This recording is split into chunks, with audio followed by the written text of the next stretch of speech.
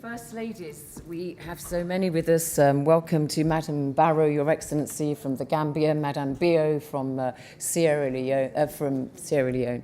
And now, however, I'd like to invite to the stage Jeannette Kagame from Rwanda, please. The First Lady of Rwanda, Your Excellency, if you would be so kind as to come to the stage.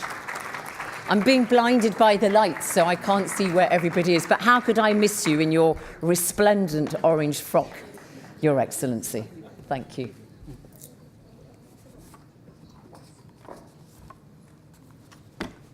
Thank you, Zainab.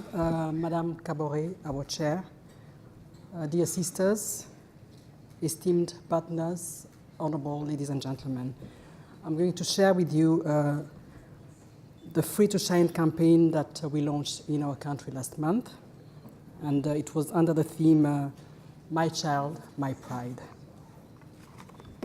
For us, this was an opportunity to reflect on the impact of our HIV response to date, while raising the bar even higher.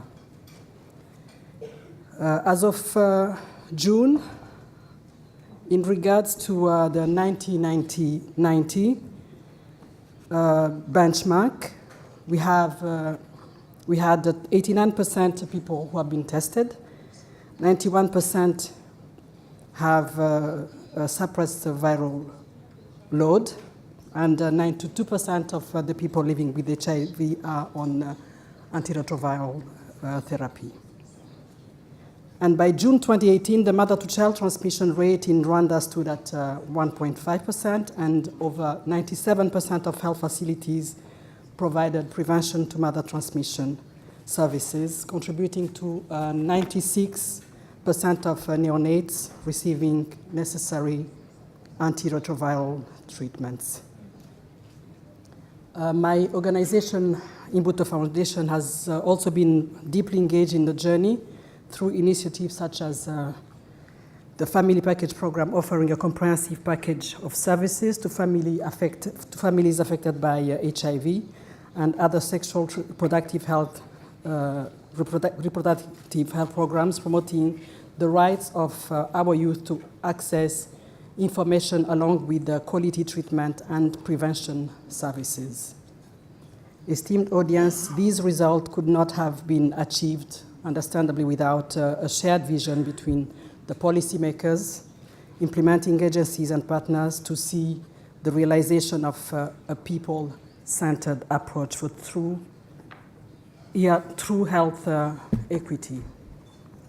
The Free to Shine campaign presents us with a platform to foster ownership and increase resource mobilization, which are key in addressing timely access to antenatal care, appropriate adherence to ARV treatment, and exposure of children to HIV.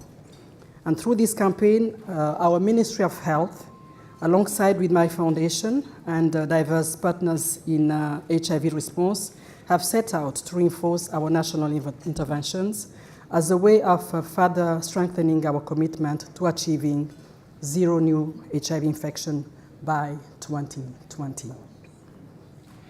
As I conclude, allow me to underscore once more that the fight against the AIDS epidemic can be won, but it requires unwavering global partnership. I wanted to tell our sisters from Zimbabwe and South Africa that we heard. I call, therefore, on you here today to join this noble cause by committing or recommitting ourselves to invest in human capital and the building of foolproof systems as the surest way to reach our goals and sustain them. I thank you.